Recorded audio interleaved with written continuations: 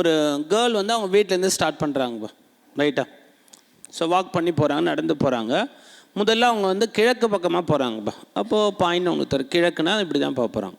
அப்போ அவங்க வீட்டிலேருந்து ஸ்டார்ட் பண்ணுறாங்க. அந்த கேர்ளு எந்த திசையை நோக்கி போகிறாங்கன்னா கிழக்கு திசை நோக்கி போகிறாங்கப்பா. எவ்வளோ கிலோமீட்டர் போயிருக்காங்கப்பா?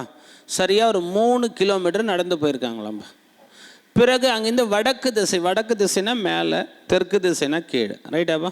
அப்போ வடக்கு திசையில் திரும்புகிறாங்க, ரைட்டா? அப்படின்னா லெஃப்ட்டு, ரைட்டா? வடக்கு திசையில் திரும்புகிறாங்க. எவ்வளோ டிஸ்டன்ஸ் போயிருக்காங்கப்பா? 4 கிலோமீட்டர் போயிருக்காங்கப்பா. இப்போ இந்த பாயிண்டில் வந்து ரீச் ஆகிட்டாங்க, ரைட்டா? வடக்கு திசையில் திரும்பி 4 கிலோமீட்டர் அந்த திசையில் நடக்கிறாள். அவள் தற்போது வீட்டிலிருந்து எவ்வளோ தொலைவில் இருக்கிறாள்? இதாமல் அவங்க வீடு.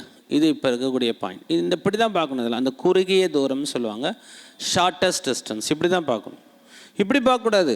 ஸோ 3 கிலோமீட்டர் போனாங்க, இங்கே ஒரு 4 கிலோமீட்டர், 7 கிலோமீட்டர் தூரத்தில் அவங்க வீடு இருக்கான்னு சொல்லலாமான்னா அது மொத்தமாக அவள் ட்ராவல் பண்ண தூரம்.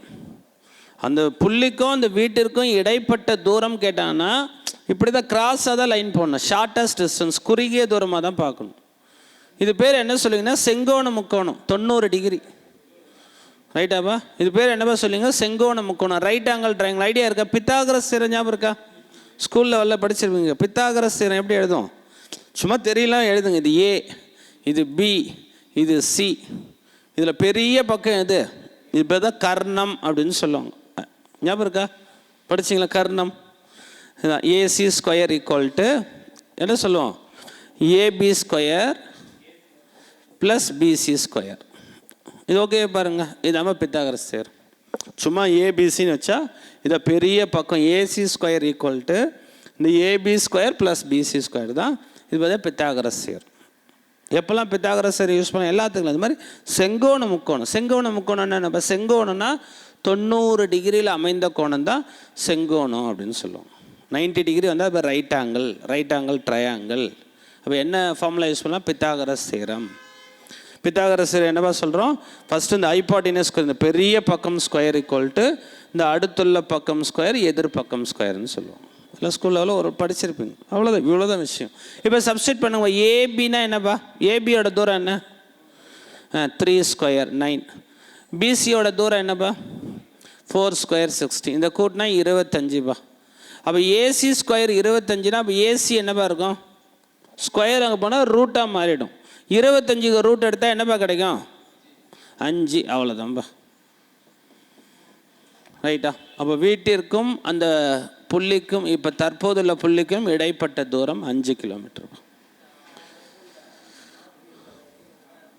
சரி, இது ஓகேவா? இப்போ 5 கிலோமீட்டர் பாருங்களேன், என்னென்ன ஆப்ஷன் இருக்குப்பா பாருங்க. 5 கிலோமீட்டர் என்னென்ன ஆப்ஷன் இருக்குது?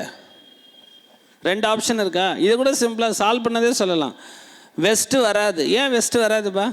இந்த மாதிரி கிராஸாக வந்துச்சுன்னா அது நீங்கள் எப்படிலாம் சொல்லலாம்? நார்த் ஈஸ்ட்டு, உங்கள் south east, south west, north west, அப்படி தான் வரும். இந்த மாதிரி கிராஸாக வந்தால் நமக்கு திசை அப்படி தான் வரும். இதே நீங்கள் பாருங்களேன், இது என்ன திசைப்பா? பார்த்து சொல்லுங்கப்பா. அவங்க வீட்டிலிருந்து, அப்போ வீட்டிலிருந்துனா இது என்னப்பா அவங்க வீடு? வீட்டிலிருந்து அப்படின்னா ஆரோ மார்க்கு இப்படி போடணும். இப்படி போட்டால் இது என்ன திசை பாருங்கப்பா? இது என்ன திசைப்பா? அவ்வளோதான்ப்பா. அப்போ 5 கிலோமீட்டர் நார்த் ஈஸ்ட்டுப்பா. 5 கிலோமீட்டர் வடகிழக்கு திசையில் நிற்கிறான்.